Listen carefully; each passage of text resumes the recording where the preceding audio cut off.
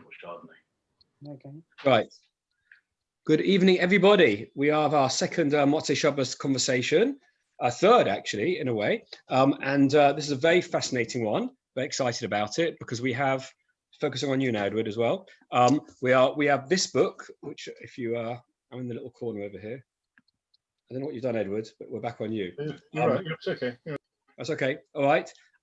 This is Harry's new book, Harry Freedman, Reason to Believe, The Controversial Life of Rabbi Louis Jacobs. And I knew this was coming because Harry and I have talked about it for some time now. And we're going to just do a little conversation about the book and why you wrote it, Harry, and some of the really exciting stuff to do with it. So number one, just tell us the story of why you wrote it, how you came to write it, and what the story is there. That'd be great. Okay, so the story is I knew Rabbi Jacobs all my life. Right. My parents were friends. They'd grown up with him in Manchester. When we were children, we were very little children, we were all madrikim together on a Mizrahi camp. I knew him all my life, and then I was chief executive of Mazorsi for a number of years, so I got very close to him. I'm a very good friend of all his kids, particularly of Ivor Jacobs. And Ivor and I, over the years, had talked about doing a biography. And we were waiting because we thought somebody else was going to do it, but he didn't do it. So eventually we decided to go ahead and do it. And that's the reason. And it was great fun. It was really good fun. Yeah, and because you actually worked for the Masorti movement. Well, you worked. What years were you working for them? Oh, sometime in the past, 1994 to 2001, I think, but I might be wrong. Okay, so you actually worked through probably some of these issues as well, didn't you? In what sense? Well, you were around for some of the. I mean, some of the disputes. Absolutely, yes. I mean, the later disputes, not the early ones over the New West End Synagogue and Jews College, but the later disputes over letters to the Tribune about articles in the Tribune about Mazorti being intellectual Ganavim and the Green affair and all those things. Yes, yeah. Okay.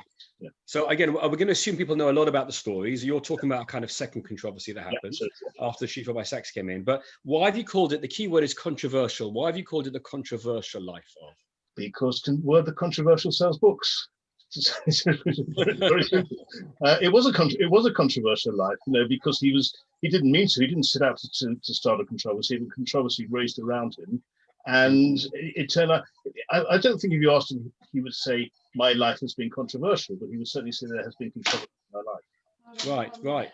Because I think the issue is for me is that the Rabbi Jacobs, Dr. Jacobs, Professor Jacobs probably had a number of important books on Hasidism, on prayer, on halacha, which should be in any intellectual Jews library. Yeah. And the controversy is what most people of Anglo Jewry know about, as opposed to his intellectual contribution. And for me, that was always the interesting thing about that. Well, I think that's right. And one of the things I try to do in the book is to show that whatever his views on Torah min Hashemayim, his learning transcended that completely, and he was regarded as an Eloi by Rav Dessler, who was one of the great rabbis of the 20th century, and his scholarship on Hasidism, on Kabbalah, on Talmud, on Halacha, the book you showed us now, put him into a category of his own. He was, I would argue, the greatest Anglo-Jewish academic scholar, as well as being a great rabbi and a great thinker. Interestingly, when I was at a certain school, which I better not name, but it's not very far from where you live, when I used to daven there, on the shelves there was a book wrapped in brown paper, and I took the brown paper off one day, and there's a book by Louis Jacobs, but they had it on the shelf in brown paper because they couldn't show them they had it on the shelf. Yes, they're all very sad. Yeah, no, also, and he was trained in this country. That's the point as well. Going to Manchester Yeshiva and then in Gateshead, so he's very much completely a product of Anglo Jewry. And Anglo Jewry was the big thing for him. He became the custodian, in his mind, the custodian of Minhag Anglia. And although there are differences about what Minhag Anglia is, his synagogue, which was set up it was the members of the New West End who resigned and set up the New London Synagogue, retained all the old Anglo-Jewish customs, the break before the landing in the morning, the procession into shul, the procession out, the choir singing Matovu as they came in, all those things which were part of pre-war Anglo Jewry in central London shuls in Hampstead, in the central in New West End. He retained all those things, but not because he was wedded in himself to Anglo Jewry, but because he saw himself as somehow inheriting the mantle of Anglo Jewry. But yeah, but he was an English rabbi, and he didn't leave this country. He had job offers all around the world, all the way through his career, for various reasons at different times, mainly family reasons. But for various reasons, he didn't leave this country. And although he got quite close to the conservative movement in America, he always saw himself and his community as different from them. He was always saw himself as an independent Orthodox synagogue. Yeah, no, I understand that. But the question I want to ask you is that, we have many rabbis in this country who do wonderful things running communities, but they don't write books. Yeah. And we have academics that write books, which are often only read by small numbers and are not included in the community. There's a few exceptions, obviously, Rabbi Sachs and Jeffrey Cohen, and I think Rabbi Belovsky did one book. Did Rabbi Jacobs live two lives? Or, for instance, did the book start off as a series of classes in his shul and in his teaching? Or was it really very much separate, the academic work he was doing from the work in his shul? No, I think it was one life, and he saw himself as a scholar rabbi. And the first book, the book which caused the controversy when people finally read it, Reason to Believe, came out of study groups in his shul where they were having discussions about theology and the origins of Judaism, the origins of Torah, and his study group encouraged him to write the book. So that's how that first book, although he had been written a lot of academic articles before that. Oh, that's what I'm saying. In other words, I think he did a few more popular as a way books, and I think Reason to Believe was one of them. But say Hasidic prayer or the Tree of Life, were those courses that he taught as well? I'm very interested to know. I don't think so. I think he taught a Talmud class in his shul every week. Mm-hmm. He gave sermons, but generally he spent a year in Harvard as a visiting professor, and he spent time in Lancaster as a visiting professor. He was teaching courses there, but generally some of the stuff he did on Hasidism and Kabbalah and those sort of things were from his own interest. It wasn't necessarily something. Exactly, that's what I find interesting. It wasn't. They didn't overlap, as much later on. He was a scholar in his own right. Yeah. And he was a rabbi in his own right, but he saw those two things as one thing. I think he did, but he didn't. Except for, ironically, we have Reason to Believe. I don't think he wrote populist books. I mean, from that last one you talked about. He did. He wrote the Oxford Companion to Judaism, which is a mini encyclopedia. Yes, exactly. He wrote books. But even then, that's a kind of it's popular that it can be read. But I'm saying this as a praise. He didn't try and write a book that would teach lots of people about Judaism in a kind of general way. Do you know what I mean? It's just interesting that his approach was kind of very different in that way. His approach was academic, and because he had an academic mind, and he wanted, he didn't just want. He wrote a lot of articles for the Encyclopedia Judaica, for example. Yes. But he wanted to take subjects and develop them, and he saw the role of a rabbi, and had he become principal of Jews College, his aim was to train a generation of academically minded, learned, Britishly cultural rabbis. That's what he saw as I know that was his plan. And you wrote in the book, actually, I noticed that you said, but then within 4 or 5 years later, when that didn't happen, and he moved in with the synagogue, and there was a possibility of growing more Masorti synagogues and training rabbis, you said by then, either because of his age or his interest changed, and he didn't want to do that anymore, and he focused much more on academic writing. Yeah, I don't know why he didn't want to. I think the whole question it had burnt him out in a way. The whole row burnt him out. He no longer saw himself as the trainer of a new generation of rabbis, but that didn't mean he didn't want to get his scholarship out there. Right. I think so. And maybe in the Masorti context as well, he didn't think the rabbis were. Well, he wasn't that keen on Masorti.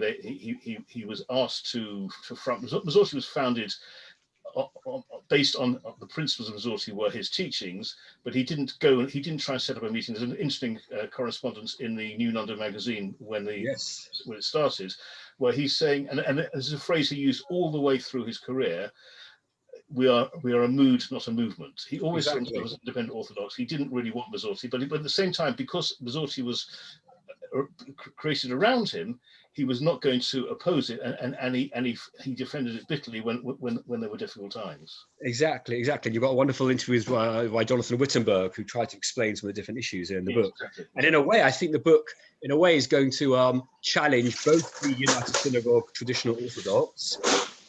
Maybe if someone could put their mute on, or Edward, you could mute people. Marcus, can you put your mute on, or other people? I think we're all muted now. Yeah, good. Yes. So Yes, you can hear me. So, yes, I think it's going to challenge them on both sides because, it doesn't show up to be Rabbi Jacobs, the kind of diehard desire to be the origin of Masorti. In fact, he not regretted it because he thought he wanted that open intellectual openness, but he didn't really associate so much with the movement because of who he was. He didn't associate it, but at the same time, before he went to Jews College, very, very briefly, the story is that he went to Jews College as a moral tutor, hoping to become appointed principal. Before he took that job, he was in discussion with JTS and with Wolf Kaumann and Professor Finkelstein about possibly going and working there. So he had an association with the conservative movement, and New London did eventually join the World Council of Synagogues, largely, I think, because it needed to be part of something.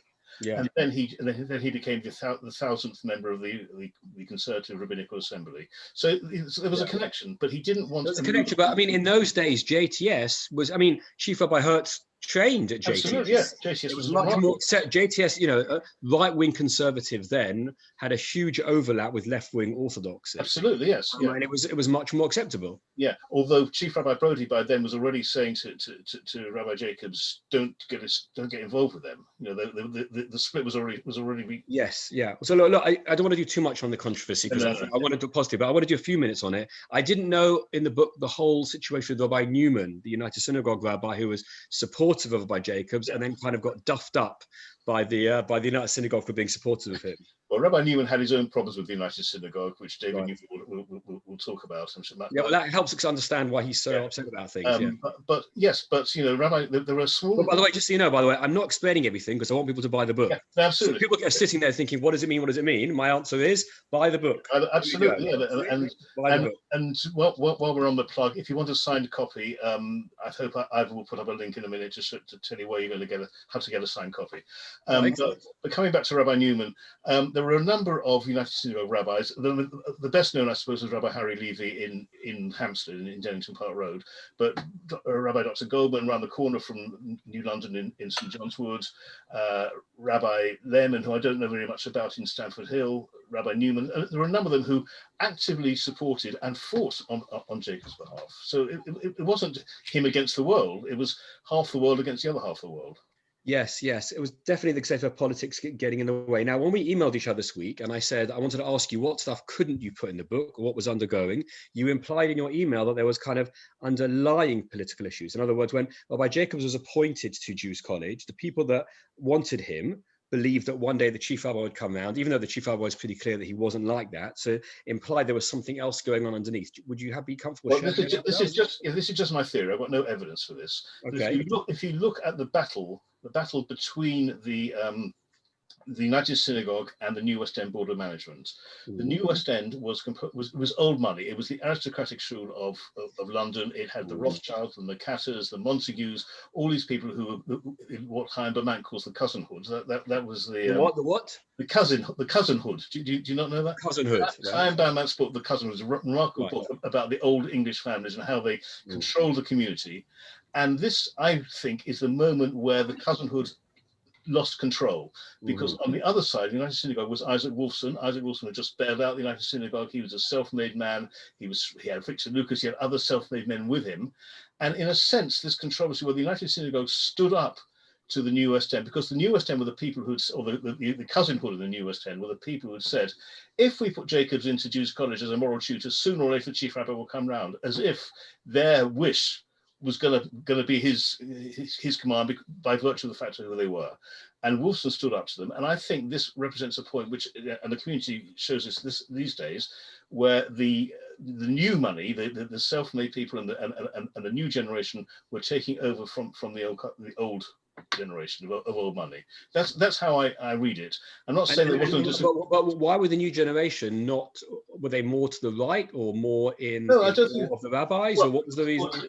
I think there's two things going on. There clearly was a theological argument going on, and that was the right wing. That was Rabbi Brody being encouraged by rabbis on the right to stand up to Rabbi Jacobs' theology. That was going on. But I think at the same time, the United Synagogue leadership were saying, we are not going to be pushed around by these so-called Jewish aristocrats any longer. We're going to stand up for ourselves. I think there were two battles going on, I think. Okay, and that's why, yeah, no, and religious leaders have to always be conscious of the politics behind the scenes. Yeah, exactly. They're kind of being used. A number of times in my career, I've been told, Raphael, you're being used here, don't get involved. Yeah, absolutely. And I've learned those things. Rabbi Jacobowicz's approach, I'd like to ask you about, because I thought he once said at one point, if I'd been chief rabbi, none of this would have happened. He would have dealt with it much better.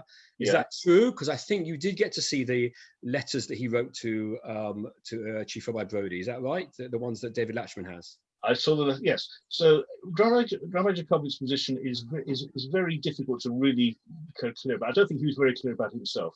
Initially, he was approached and asked to support Brody, which he did. And he tried to see Rabbi Soloveitchik, much we did or not, but he certainly argued on Brody's account. And then he met Jacobs, and he changed his attitude, and he said to Louis Jacobs, what you just quoted, if I'd been chief rabbi, this wouldn't have happened. And he apologized to Jacobs because he didn't realize that this whole thing was tied up with Rabbi Jacobs' livelihood, and he felt in some way he was trying to impede his livelihood. Right. So. And then when he became chief rabbi, and this is not in the book because I've got no evidence for this, but this is apocryphal, and nobody's I've ever denied this. There's actually a little bit in the book. There were several occasions where Rabbi Jacobowicz or his office would say to Rabbi Jacobs, "Look, we've got a problem here. Somebody needs to convert. We can't convert them for this reason or that reason. Would you do that?" So there was a sort of cooperation there, and on a personal level, Rabbi Jacobs himself, he always had a good relationship with all the chief rabbis, even Brody. But it's really hard to know exactly where Rabbi Jacobowicz stood. I suspect that he didn't feel that it was such a terrible issue, and it would have been handled differently if he'd been in charge. Yeah. Do you think that the controversy led to the level of intellectual engagement of Anglo Jewry, not religious commitment, but intellectual engagement, going ultimately down? Because people were annoyed by this. They were like, oh, you can't get involved in this, and therefore they didn't get involved in intellectual pursuits as a result. What do you think? I think it was down already. I think that Anglo Jewry has always been very apathetic in terms of its intellectual engagement. Chaim Berman put it wonderfully when he said the affair fizzled out before anybody really understood what it was all about.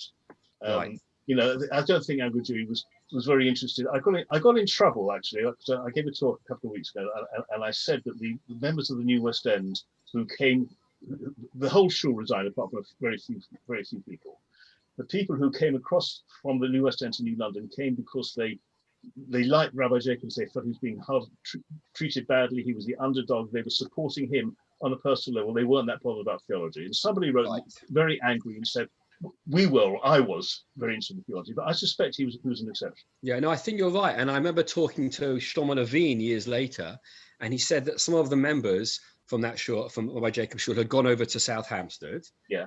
And he'd asked them why, and they said it's got a better children's service.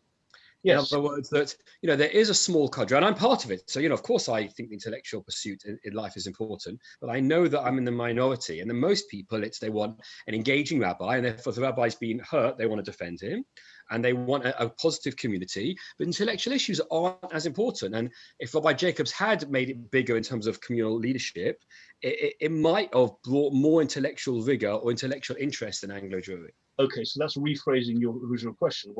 Yes. If your question was, had he been chief rabbi, would Anglo Jewry have raised its level? The answer is quite possibly yes.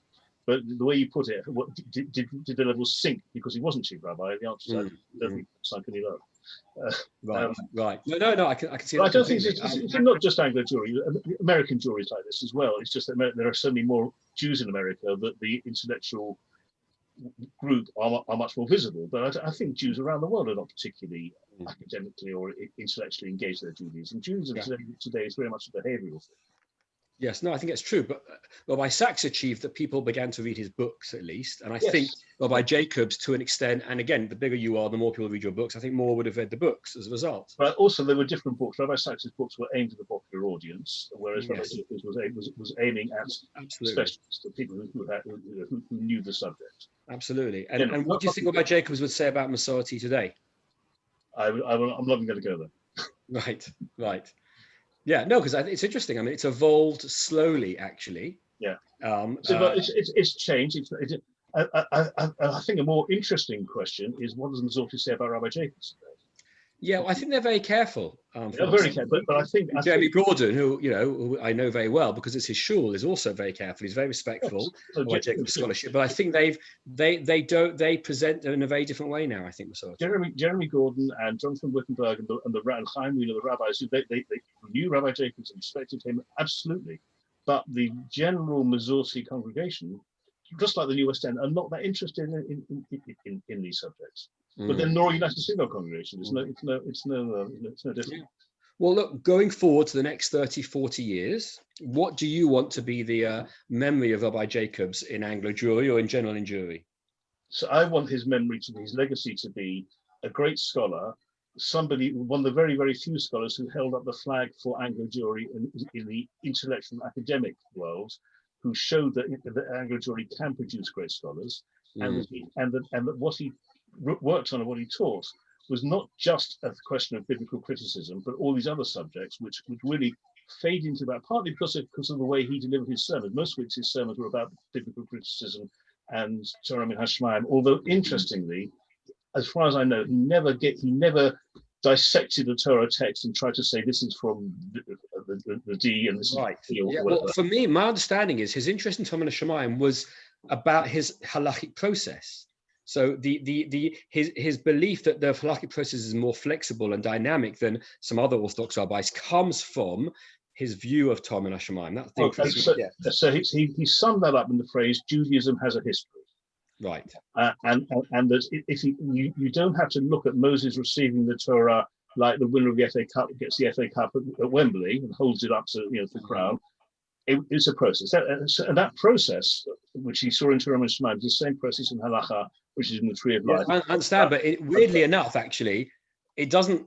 Even though he worked that through because of the halachic process, there are many people I know in Orthodoxy who are quite interested in the dynamics of the halachic process, but just don't go near Torah for political reasons, and it doesn't affect their halachic process. So in a way, and I think he felt he had to say it because of that consistency in his thought.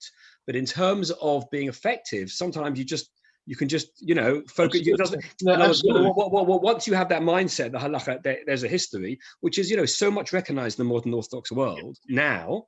And and as I read Tree of Life, the chapter on halacha and psychology, recognition of psychological issues, that's pretty much do a go in modern Orthodoxy now.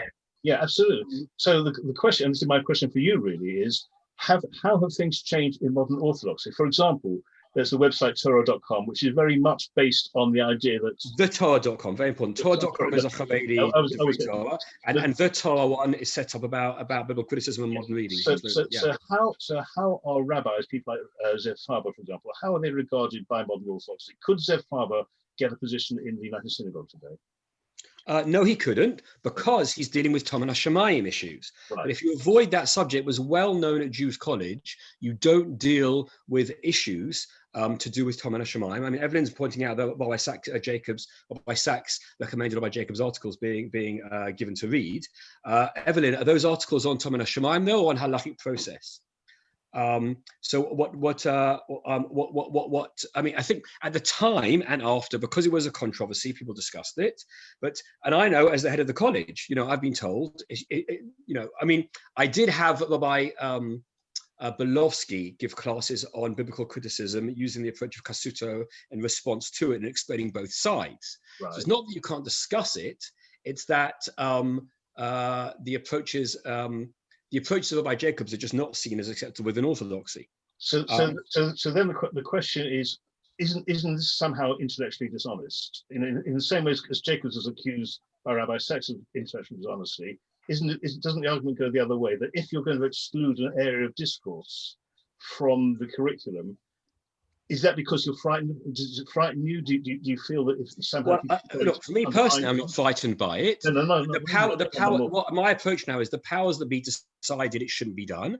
And now I've got to make a political decision. Am I going to insist on it, get fired, close the college for that, or have 5 to 10% of the fields of interest not covered and get to cover the other 95%? Okay, so do you see... And also it became even more, Harry, about the name itself. So I taught a book by Rabbi Heschel called what's it called on the top? Man in Search of God. Heavenly Torah. His Torah min Hashemayim, but it's called in Hebrew Torah min Hashemayim ba'Baklaria Historia. Torah min Hashemayim in a historical context. And I taught Heschel's book, and that was absolutely fine. But because of Rabbi Jacobs politically, his name became associated with things that you can't teach. So I could never say I'm giving a class on Rabbi Jacobs, but if I was teaching 5 other scholars of the same ideas, absolutely fine. So in that sense, what about your successors? Will the next generation be freer to talk about him, or do you think this is always there? Well, I think the subjects, yes. The people, no.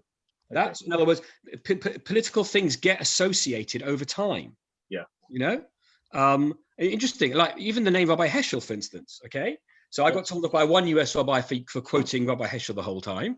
And so I spoke to one of the Dayanim on the London Bet Din, fascinatingly, who happened to be carrying out 10 books by Rabbi Heschel from the college at the time. So I thought he's a good guy to ask. And I said, I want to quote him. But I got told, it's actually a conversation I had with Jeremy Gordon, Rabbi Jeremy Gordon from Massorti, which you'll like, Rabbi Jeremy Gordon, when he was training to be a rabbi, used to always quote Rashi, his favorite commentator. And he got told by a senior Massorti rabbi, you shouldn't quote Rashi so much. And he said, why? And they said, because they quote him, meaning the Orthodox. And I was told this very same week, because we talked, don't quote Rabbi Heschel so much. I was like, why? He goes, because they do, meaning the Massorti. And we both realized that in the need to be different, we'd become more monochromatic. Yeah. So I spoke to this Dayan and I said, I want to quote Rabbi Heschel. What do you suggest? He goes, well, what I do, Rafi, is a Dayan, you can probably work out who, which Dayan reads Heschel. He said, I quote him as Dr. Heschel. I said, why? He goes, well, if I quote Rabbi, they look him up, they see all these politics, conservative schools in America, they ask questions. If I say Dr. Heschel, they think, oh, that's just another one of the academics the rabbi's quoting, and fine. So again, do you think that's intellectually dishonest? He's managing to get Heschel's ideas out there. I don't think he's been intellectually dishonest, but I think there is the process on both sides is intellectually dishonest, because you've got people who are very sincere, very genuine about their faith and about their beliefs, who are refusing to engage in certain areas for political reasons. And I think I think if you don't engage in an area, then you're being intellectually compromised. If you deal with the area, just not particular people because the political baggage that's appropriated with them, I'm not sure that's necessarily intellectual compromise. That's what I spoke to. I've got a friend of mine who's a guide me, joining Ariel in Israel, and he said that to me. He said, Rafi, I said, there's certain people, John, I wasn't talking about OIJ, I was talking in general. There's certain people I can't have at the college because it would upset the Bet Din. He said, can you find alternative lecturers who will say similar stuff in their own way and cover that field? And I said, yes. He goes, in that case, you're not compromising. It becomes individual to a particular person, not to the ideas. And I feel that the college has been free to discuss any kinds of ideas, just not particular people because of political sensibility. Okay, Raphael, I'm not talking about the college. I'm not criticizing you, but I think... No, I know. I'm just being honest with you. I know you're not. We're good friends, just being honest about the issue. But I think that if you attach a stigma to an individual, if you vilify an individual because you can't be intellectually open about what he said, that's not a very healthy situation. And it works both ways. It works on both sides, because there are people on the Orthodox wing who will not be discussed in Reform or Massorti, and people in the more progressive wing. Yeah, exactly. I suppose it's about choosing, and this is the, do you know what the motto of Jews' college is? Go on. It's very old. I got, because as the head of the college, I felt obliged to learn it. So the motto of the college is Reshit Chochma, Yirat Hashem. Yeah. The beginning of wisdom, which is Chochma, is normally academic study and thought, is the reverence for God. Right? And that is the challenge of an orthodox intellectual establishment. What's more important, their Yirat Shamayim or their appreciation of Chochmah? But the corollary of that is Elu ve'elu divrei Elohim Chayim. Both things are the words of God, and that's absolutely. But interestingly, that phrase, as far as I know, is not quoted once by the Rambam anywhere. You can't argue from silence. You can with the Rambam when such a famous phrase. Interestingly, but now we have to end in a few minutes. the most important 3 books you would like everyone on this call to read for Rabbi Jacobs, to go on Amazon tonight, because I'm a big believer in learning. That's the most important thing. I agree that people in their lives should read at least 1 book by Rabbi Jacobs. I'd say about 3. What would you suggest? Okay, so I would say Tree of Life, certainly, because that's how he shows how halacha develops and the idea that halacha is not static.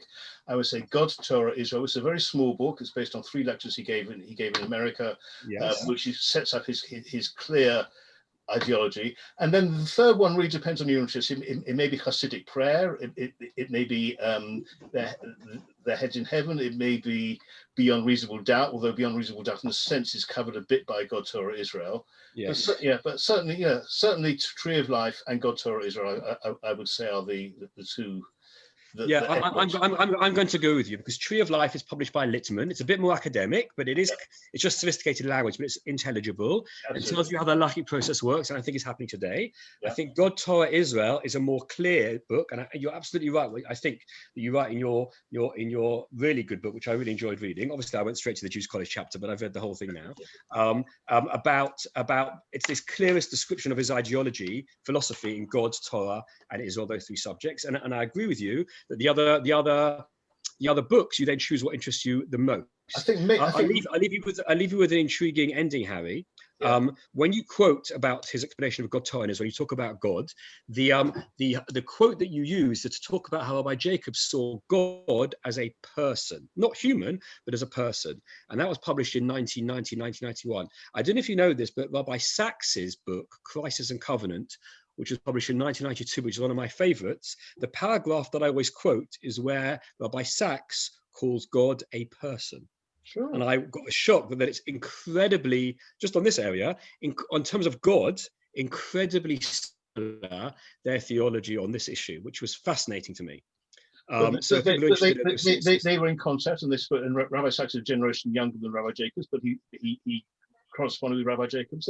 They shared many things. Just very quickly, the 3rd book perhaps should be the Oxford Companion to Judaism. Right. Which is because it's got so much in it. There's got so much in it. Yeah. Yes, absolutely. But look, for me, that's the issue. And look, Lahavdil plus minus with Dawkins, right? I don't want people to remember Richard Dawkins in terms of challenging religion and faith. As a scientist, everyone should read The Selfish Gene or The Blind Watchmaker. He was a great biologist and should be read in that way. And with Rabbi Jacobs, if you like communal politics and chatting and talking Lashon Hara, then fine, read that stuff up. But if you want to learn, as you say, about a great scholar of our community. So when I was teaching at Jews College once, and someone asked me a question said, what about Jacobs? The first thing I said was, it's Rabbi Jacobs. I remember that's the point. He was a great scholar, and reading his books is the important thing. Reading his books is the important thing. So it doesn't mean about, if you want to get involved in the politics, fine, but reading his books is the important thing. And I remember at Limud, when I was the 2nd year of Limud, so I was helping organize, and they said, oh, so by Jacob's lecture now, Rafi, here's the microphone, you can organize it. So I was standing outside the room and had 30 seats. And 10 minutes before the lecture began, there were 200 people. And I went on the walkie-talkie and I said, we're gonna need a bigger room. And they put us in the biggest room with like 200 people, and he gave a wonderful lecture. And that's when I first got to hear him. I think it was in 1997, I think that was. Yeah. But I do recommend the book. You are a rip-roaring writer, Harry, but you always, except for one point, which I don't understand why you didn't footnote, nearly 99% is footnoted, which is brilliant. What did I forget? I can't remember, but I was like, really good. Where's the footnote for that? Right. And do you know the anonymous rabbi, Orthodox rabbi, who voted for Rabbi Jacobs for the greatest Jew of Anglo Jewry? I don't know, but I do know who broke into the then St. Andrew's Synagogue and smashed up Rabbi Brody's seat. I do know that, and I didn't quote him because his daughter denies it. Okay, all right, well, great. But look, people should read the book. It's important to understand it. If you like Anglo Jewish history, if you want a signed copy, I'm not sure if there's a link on the chat or not, but if you want a signed copy, you can go to the Friends of Louis Jacobs website and follow the links from there, and we can do it that way. Wonderful, excellent. Thank you so much, Harry. What's your next project?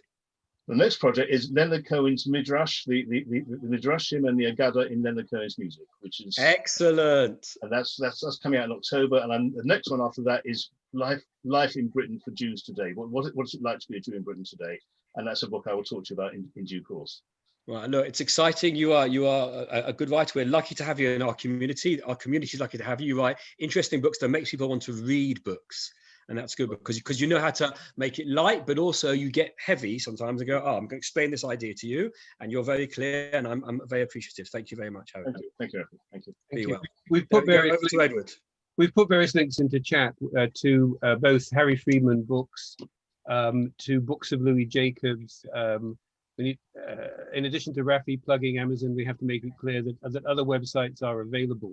Of course. And Rabbi Louis Jacobs' website has many free articles you can read. Absolutely. Books of LouisJacobs.org, which Ivor has highlighted, and we've got links. And I'm interested, Harry, by coincidence or not, your book came out almost at exactly the same time as the death of Rabbi Sachs. I mean, do you see links between Rabbi Jacobs as a scholar and Rabbi Sachs as a scholar? Oh, absolutely. I see links. So they were both people who were trying to bring Judaism into the modern age, to explain Judaism in a way which appeals to modern Jews. They had a different approach, but they, as I said to Raphael earlier on, Rabbi Sachs, when in his early 20s, when he was studying for Samicha, wrote a very interesting correspondence with Rabbi Jacobs, a theological correspondence.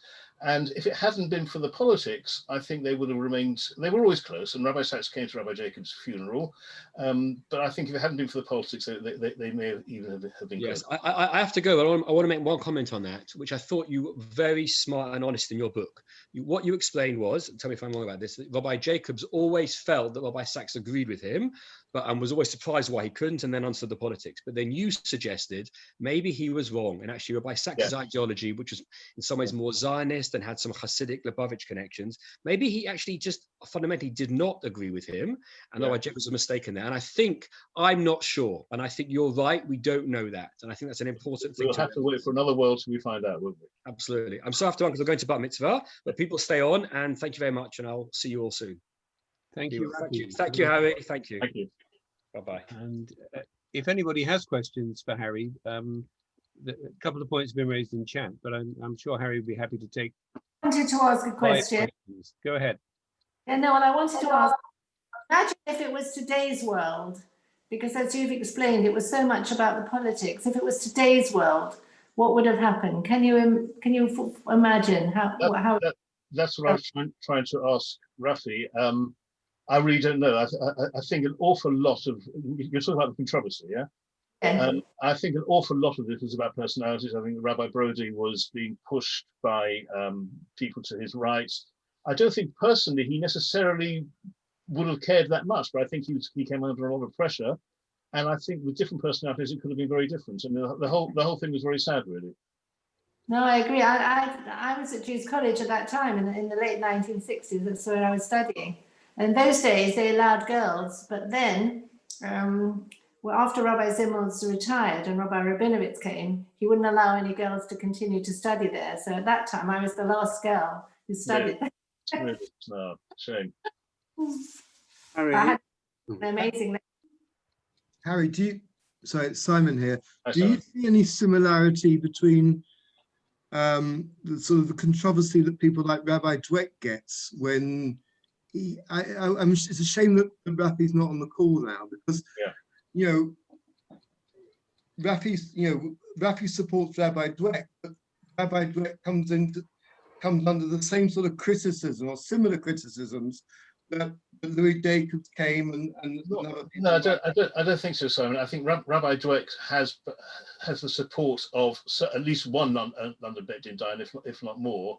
He came under criticism from a right-wing Sephardi group, and I think generally the issues that he was talking about are social issues which concern every rabbi, and I think a lot of rabbis had a lot of sympathy with him, whereas Rabbi Jacobs was talking about theology. And it was a different thing. So I think that Rabbi Dweck is far more supported, and I don't necessarily see that they are the same. They're the same issue. Harry, I enjoyed the book very much. Yes, thank you. And I asked a question about the dynamic approach to halakha, forgetting the politics. What you think, how his thought compares with, say, Jonathan Sachs or Eliezer Berkovich, who also encouraged, let's say, adapting to the times. Well, I think there are similarities. I think Jonathan Sachs didn't write an awful lot on halacha. He's much more of a philosophical writer. I think that and I think Rafi said this really, that there is a tendency these days in modern orthodoxy to accept the evolution of halacha. I think one of the big differences between Jacobs' approach and modern Orthodox approach is the pace of change. Jacobs was prepared to see things happening more quickly, but I think they're all basically on the same page. I think the only place where there's a difference, where there's a real problem, is on this question of revelation of Torah min Hashemayim. I think halachically they're all much of a thing that whereas the Haredi world is rooted in not changing and it's fossilized, the modern Orthodox world is changing, albeit more slowly than Rabbi Jacobs would argue it could be changing. Harry, can I ask you a question? Robert Winston. Robert, hi. Do you think any discourse, whether it's a religious one or not, can actually ultimately afford not to speak about 5% of the questions which are really raised by people? Well, this is what I was trying to pin Rafi down on. I don't think it can. I think that if you're going to be an intellectually honest religion, rather than just a bunch of believers in something with no intellectual underpinning, if you're going to be an intellectually honest group of people, you have to address all issues, and you have to address. You may disagree on them, but you have to address them, and to exclude something from discourse because it's uncomfortable or because it's doesn't fit in with accepted dogma, I think is wrong. But that is not how religions flourish and carry forward. I mean, unfortunately, Raphael isn't here to defend that position, but it is a difficult position, it seems to me, to defend. I think so. I think, and that's why, I daven in an Orthodox shul because I like to daven in an Orthodox shul, but I would not, if that's going to be a criterion of orthodoxy, then I don't describe myself as Orthodox. I describe myself as observant, and I'd rather not have any labels at all. But I just don't think you can exclude these things from, and that's why the Torah.com website is so interesting, because these are Orthodox rabbis who are involved in questions of biblical criticism. I'm not a fan of biblical criticism. I don't really know much about it. I think it's an approach, and it may well be superseded in time by another approach, but I don't think you can exclude it from the discourse. Excuse me. In defense of Rafi, good talk everyone, what I'd like to say is if you are the head of an institution, you abide by the rules of that institution, whether it be a school, a university. We had a case in Eton, slightly different. And Rafi, he's there. All these rabbis that wish to discuss something on Torah.org do so in a perfectly free environment in which they can exchange their own views, but there is no ultimate body that dictates to them what they can and can't do. It's a free environment. Yeah. I think that if you are the principal of a college, you have to abide by the rules that are laid down by the founders of the college. So to say that Rafi can't teach 5% and he teaches only 95%, it's not that he's being dishonest, it's that he's abiding by the rules, and that's the end of that. Margaret, we're not talking about Rafi. We're talking about the question why he can't teach 5%. Well, I've explained that. It's not Rafi. It's not Rafi. It's the. We're not talking about college. Rafi. It's the college. Excuse me. This is a question independent of Rafi, and it's independent of the college. It's a matter of a principle, which I think is not quite so simple.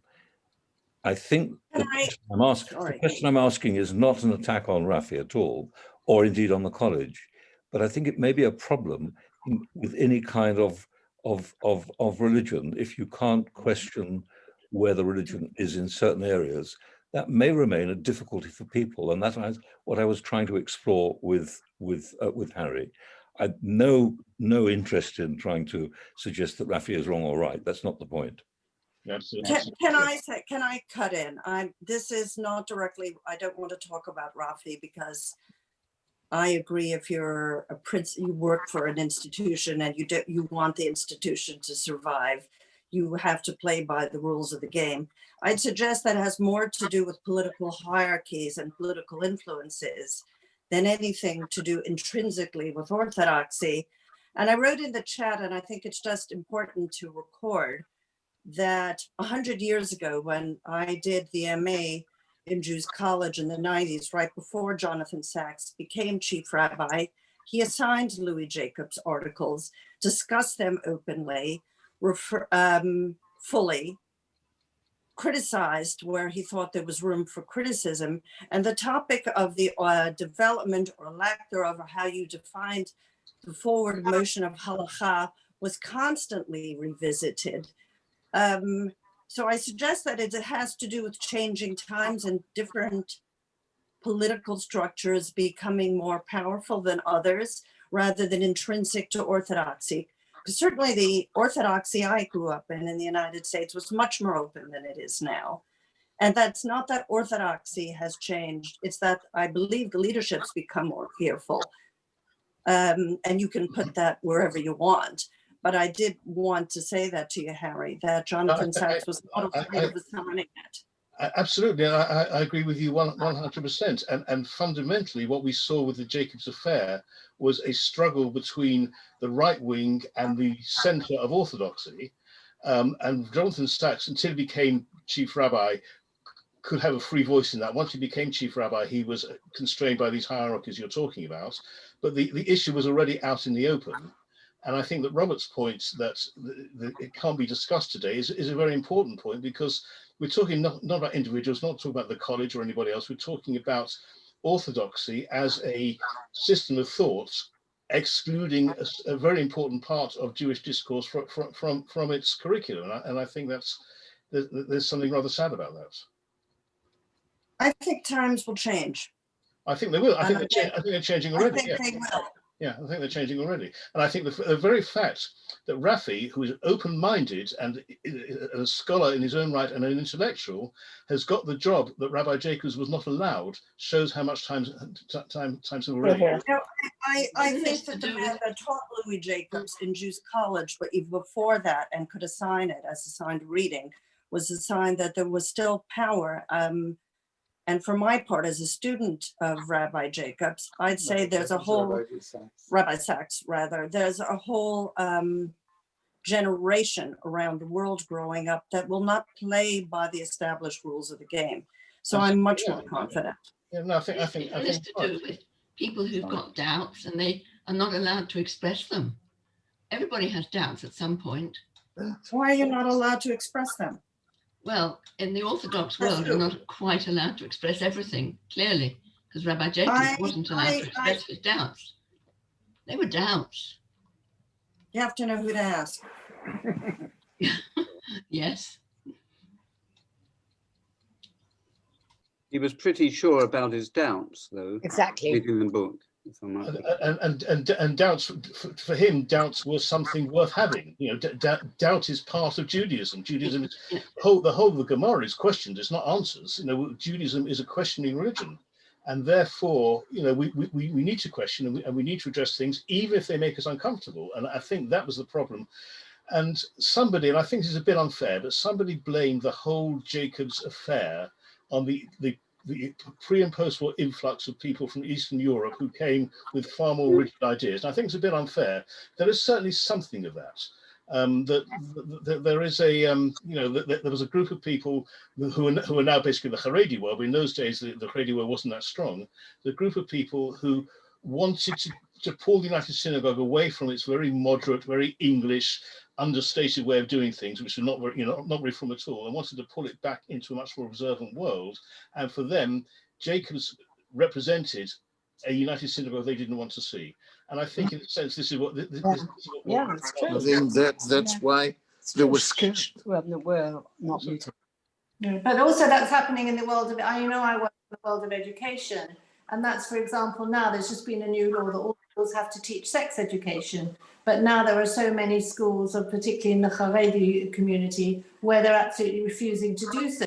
Again, it's so much, there's nothing in halacha that says that, but it's again about exactly what you described, about this political hierarchy, and people aren't allowed to talk about it.